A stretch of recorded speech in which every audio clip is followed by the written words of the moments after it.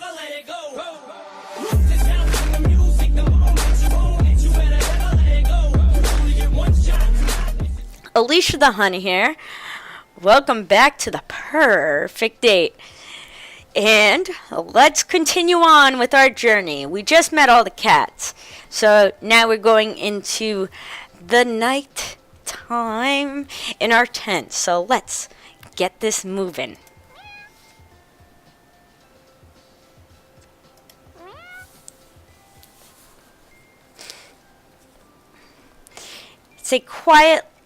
It's quite late by the time I've unpacked and settled myself.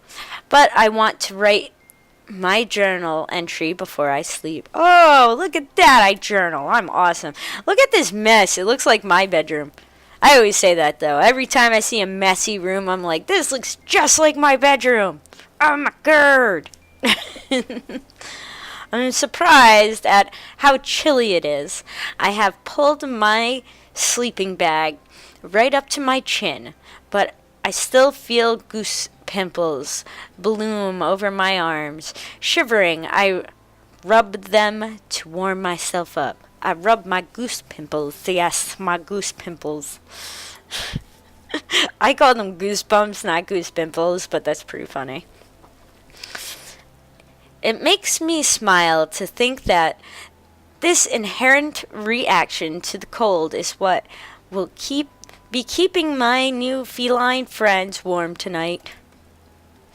My eyelids close, thinking of cats, and the island, and the professor. The world around me drifts away as I float up into a dream. Whoa, did you guys see that? That was some crazy stuff. Something's wrong on this island. Messing with my computer. I'm not sure how long I've been asleep, but I wake with a violent jolt that leaves me sitting bolt upright. It's too dark to see anything, but I hear a rustling and then a strange electronic noise. One that, in my sleepy confusion, I can't place right away. Boop, boop, boop. The catalog. Acting on instinct, I scramble to my feet and follow the noise out of the tent.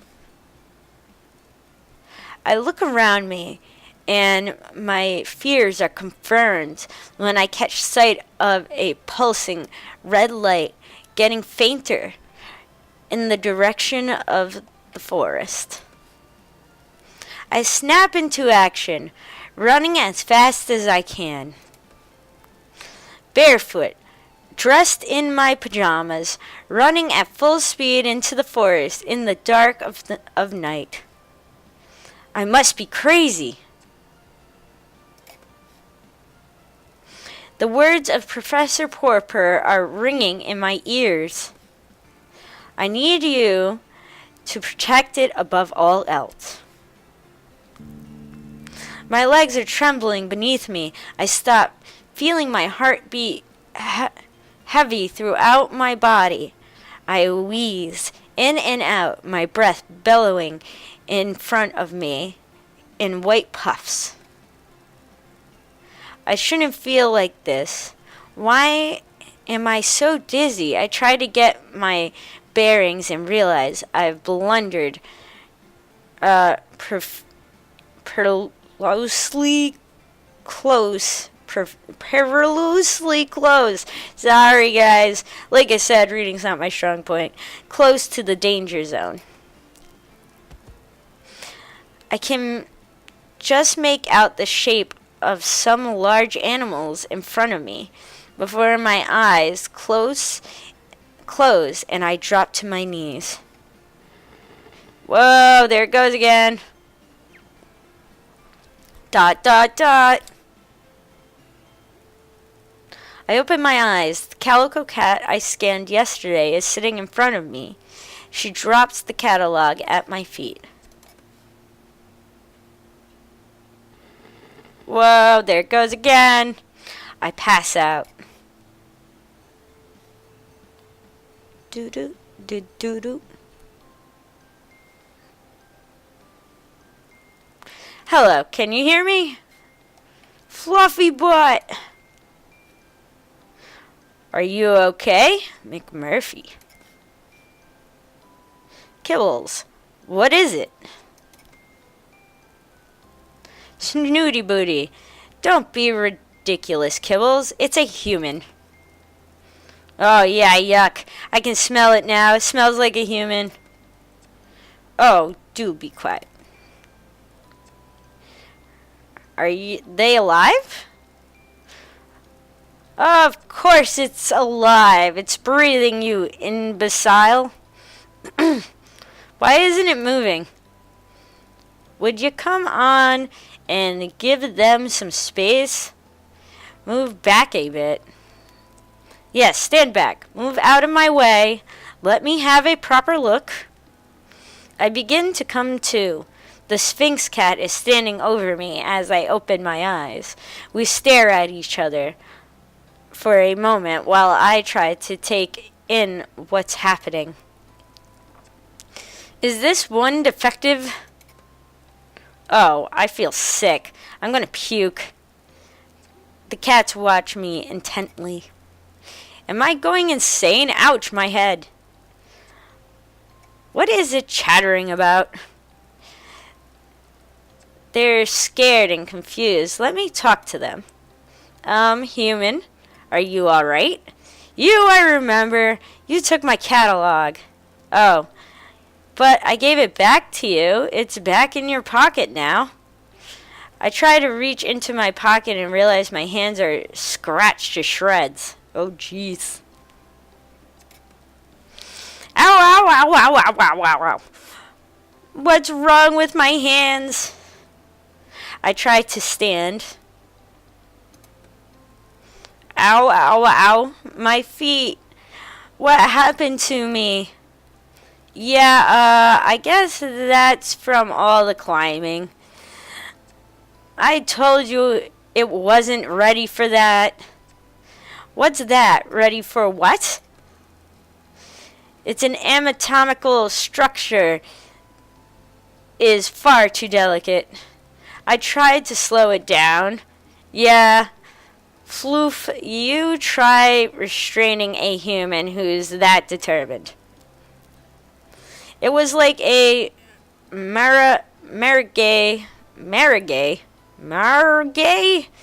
Its anatomical structure didn't seem that delicate to me. I was like a what? Doing what? You made your own way back to the beach. Okay, but that doesn't explain. I show my bleeding hands. Ah, you crawled, Kara. Kara? Who's Kara? That's not my name. It's a term of endearment. It's an Irish thing. It's inappropriate. Wait, I crawled? You sure did. Like a cat? Yup. All the way from the mountains. Like a bleeding mountain lion. Impressive. But why? Because you got the sickness. Shh. Maybe you should sit down, human. We need to have a talk. Possibly a long talk. Talk? Yes, that's right. Since when can cats talk? Oh, for goodness sake, since the dawn of time. How else do you think we communicate? Ah, stop splitting whiskers, Major. You know full well that the human is what the human is saying. I think the revelation here, Kara, is that you can understand us. Yes, that too. Will someone please explain what the hell is going on here? Well, we don't fully understand everything ourselves, at least not all the details of how this works. I think maybe stood in a forest surrounded by a bunch of talking cats is about as much detail as anybody would want. I agree, and more to the point, we were rather hoping you would be able to help us. You are the scientist, after all. What we do know is that the clock has started ticking for you. What do you mean? Well, there's no easy way to say this to you, Kara. You'll be catified. I'll be what? Whether you help or not, you don't have a lot of time before. Ahem. If I may, it would seem, and we are basing this on our experiences to date, that when a human manages to find themselves in what I believe you call the danger zone, they are vulnerable in ways that they previously were not. That is to say, you're screwed. You're not helping. Don't make me hiss. Whoa, mountain lion. There'll be no violence of any kind. Forgive me for being a bit panicked here. The vulnerability to which Snooty Booty was referring is, simply put, if you are bitten or scratched by an elder cat within the danger zone, you will begin a process of change that ultimately will result in a full feline transition. Whispers, catified. So basically, you're telling me I'm a werecat? I look down, and in amongst the scratches on my right hand are two distinct puncture marks. The reality of my situation descends on me like a cold mist. Basically, yes. My head is spinning. This is too much for me to take in. Take a breath now, Kara. You're not looking so good. What? Have I started to change? I feel my head for ears, fur, everything seems to be normal. No. I just meant you're looking a bit shaky, understandably so. I take a few deep, steady breaths and calm myself enough to say, okay, so why, how, what? Give me some data. What have you got so far? Look, we'll answer anything that we can, but the truth is, we have more questions than answers ourselves. So, you said you need my help. What exactly would that entail? Well, finding our friends would be a start. The cats on this island, they're going missing. We don't know what's happening to them, but the body count is rising, and we're hitting a wall. A wall of ignorance, maybe. Really, how many times do I have to tell you? The meowlers are to blame. Meowlers. Now, Fluffy Butt, there is no need for name calling. Speaking of name calling, I'll remind you to call me Major, madam. Look, they can't help the way they are. It's a lack of breeding, you know. Overbreeding, if you ask me. Again, meowlers? They're the elder cats, the island originals. They can't speak the way we can, hence the derogatory term meowlers. And how are they to blame exactly? Well, if I knew that, there would have been no need for this elaborate kidnapping. It's hardly proving to be a roaring success after all. Look, Kara, all we really know is that we are no longer safe on this island. The elders who live within the danger zone are hostile towards us. Not sure why. It's just always been that way. And now, because cats are being taken, nowhere else is safe either. You expect the occasional mishap. We live in a undomesticated world here, after all. But lately cats have been disappearing almost every day. Even the last human we catified went missing. I'm sorry, what? Let's not open old wounds, Kibbles. Yes, onwards and upwards. Well, first things first. This werecat thing. Catification. Transition. Whatever. How does it work? Time passes, then you transform into a cat.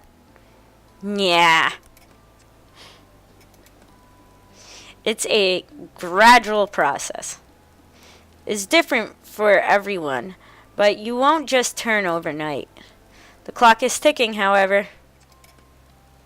The first side effect of the transition is being able to understand us. Well, some of us. Not the elders, obviously. Not all the domestics either.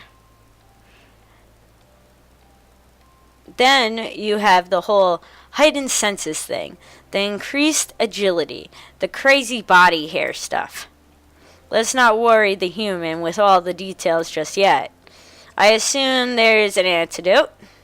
I'm afraid you're going to be disappointed in that assumption. Hang on. You said there was someone else who you'd put in this position.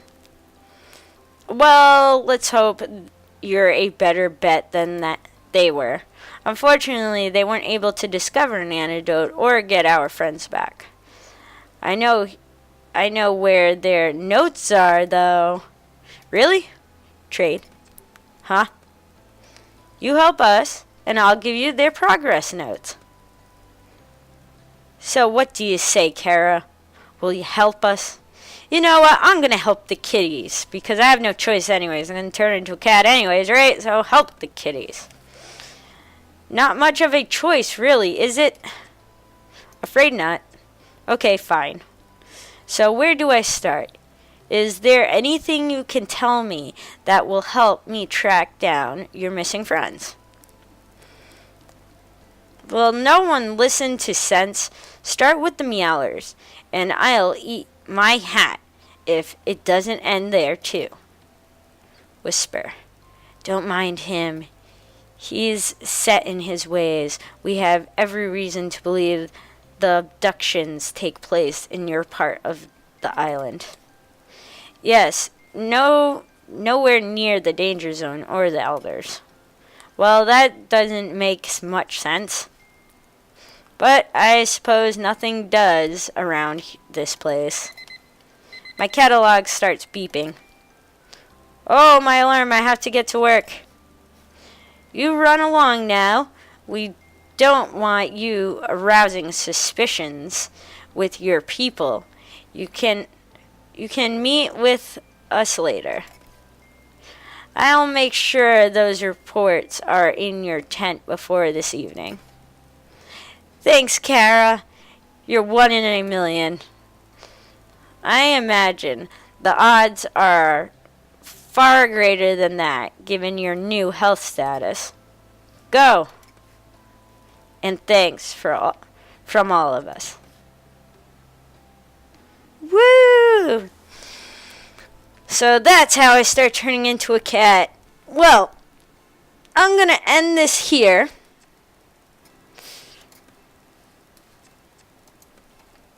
I'm going to end this episode here of Purrfect Date.